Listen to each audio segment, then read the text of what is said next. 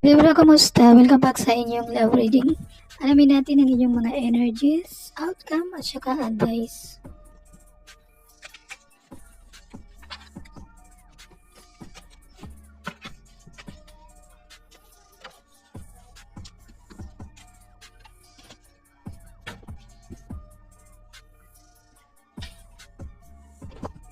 Sa Libra, meron tayong pine tree.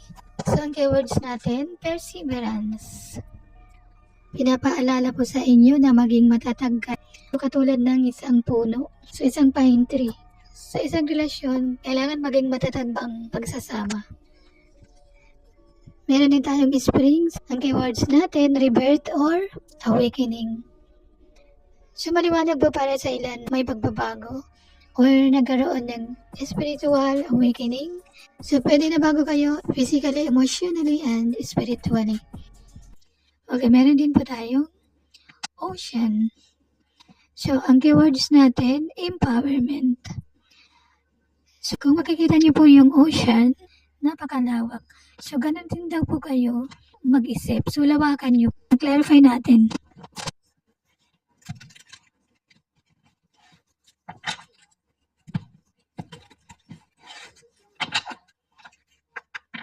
So, bakit nandito si pine tree?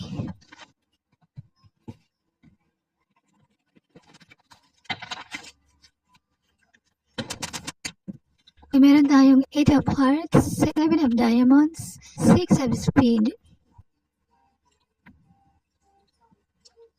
Minimisahe po dito yung pag-i-effort sa samahan.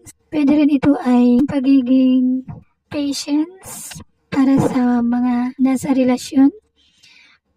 Sa may mga pagbabago, pwede rin po ito ay may tumalikod. Pwede nag-move on na kayo, papunta na kayo sa maliwanag na life path.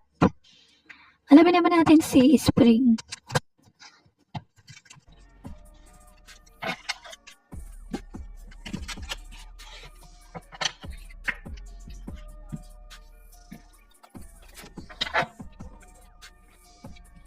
Libra, meron tayong the sun, ace of clubs, ace of diamond. Naging matatag na kayo. Kung makikita nyo yung araw, so, ganun na kayo ka-sinag. So, mas maliwanag na kayo ngayon. Kaya nga, tamang-tama kasi may revert or may awakening. So, ganun na.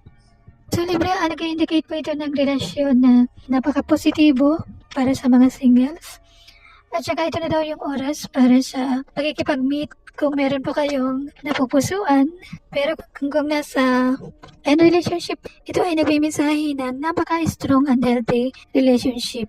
You can enjoy each other company. So it's time to celebrate the connection. Alam niyo guys, may dalawang aces na so may mga pagbabago. Para sa mga singles, ito ay bagong tao. Nagsisignify po ito ng bagong umpisa, bagong passion at saka excitement.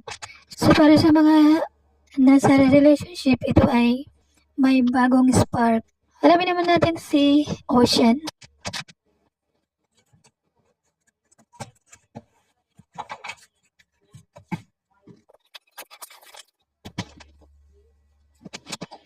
Page of Clubs, Nine of Hearts, The Hangman.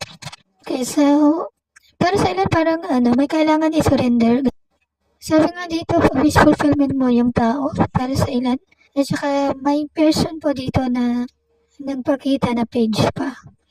Kung tao siya, isang taong bata pa, madali siya ma-board at saka madali rin siya ma-in love. So ang dito kasi, nag-expire pa, kailangan daw ng pasensya minsan. Kailangan din ng konting sacrifice para sa mga nasa relasyon at saka para sa mga single. Pagdating po daw sa larangan ng pag-ibig, hindi daw po yun nirarush. Sabi rin po, pwede may accomplishment kasi the world, kasama rin kasi si Death card in reverse. Kumbaga, hindi nyo matanggap yung pagbabago. Pwede po ito ay isang relasyon na hindi na para sa iyo or unhealthy relationship. Ang ilan sa inyo parang may fears, hindi nyo makalimutan yung nakaraan. At saka, may awakening po. So, may nabago. So, kailangan lang po dito yung pagkamatatag. Kung may mensahe si person, alamin natin ang kanyang mensahe.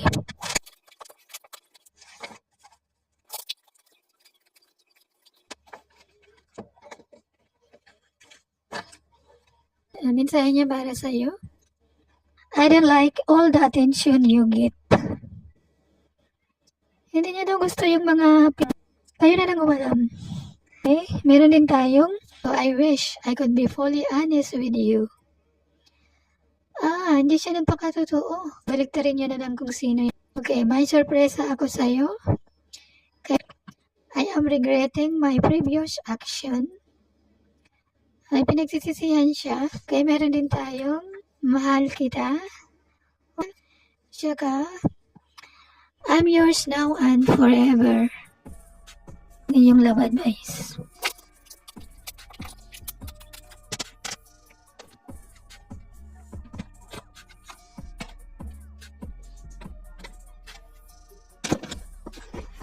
Ito yung advice natin.